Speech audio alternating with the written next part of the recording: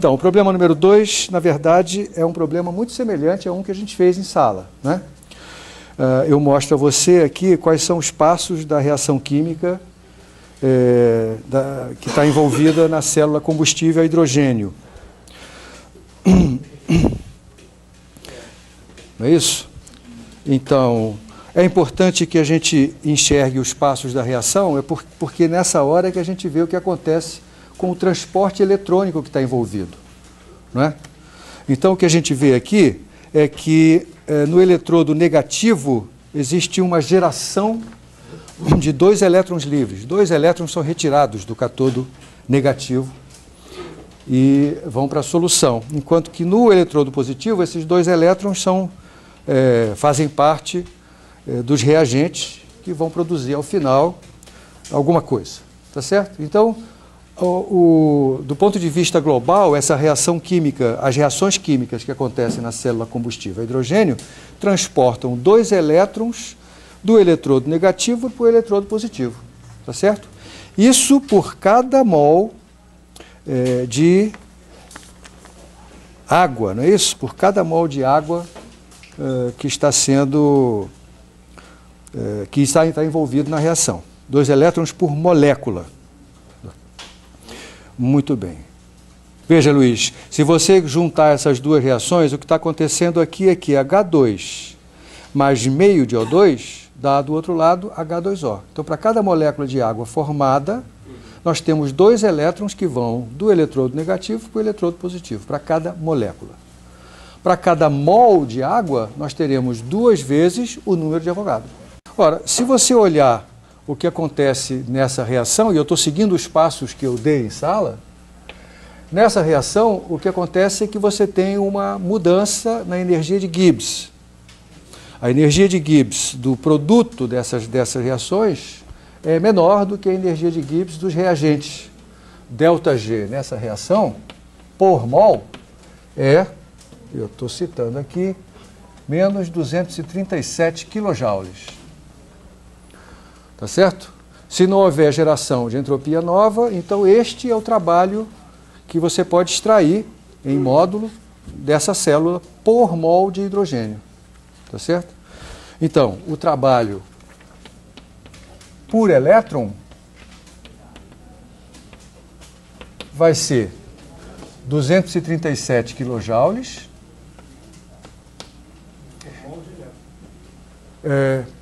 237 kJ por mol de H2O formado. Mas para cada mol de H2O formado, eu transporto 2 vezes o número de Avogadro de um eletrodo para o outro. Então, o trabalho realizado por elétron é isto aqui, dividido por 2 vezes o número de Avogadro. Certo? Isto aqui vai me dar um número em quilojoules. Bom, não vou nem... Faz a conta aí, vê quanto é que dá. O que interessa é o valor desse número em outra unidade, em eletronvolts. E para você obter esse número em eletronvolts, você tem um fator de conversão, né? Cada joule representa...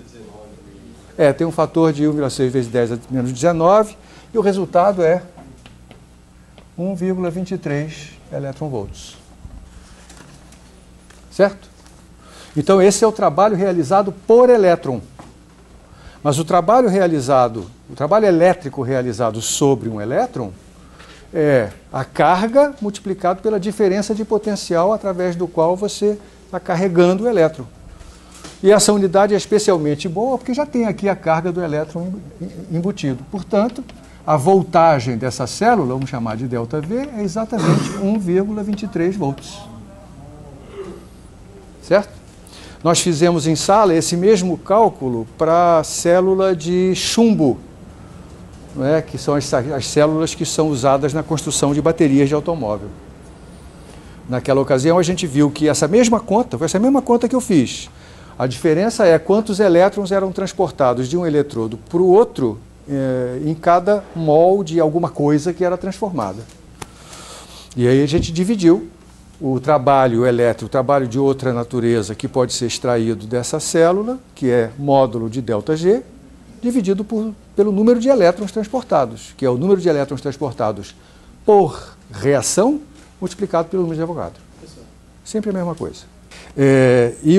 Agora, se eu quiser inverter esta reação, para inverter essa reação, que é o que significa fazer a eletrólise da água é eu injeto corrente elétrica e separo H2O em H2 e O2.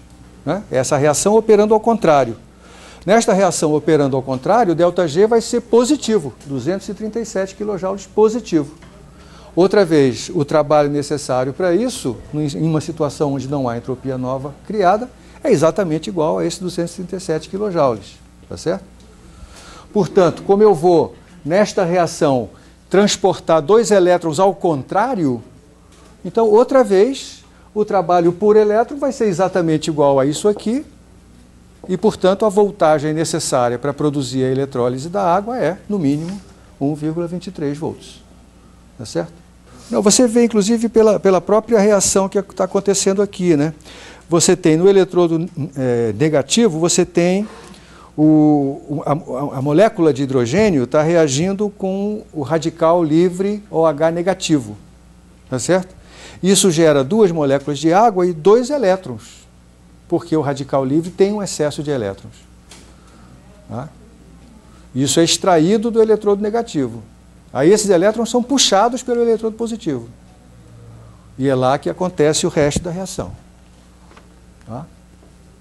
Então, a função da reação química é tirar o elétron de dentro do cátodo negativo, porque ele não quer sair de lá, em princípio.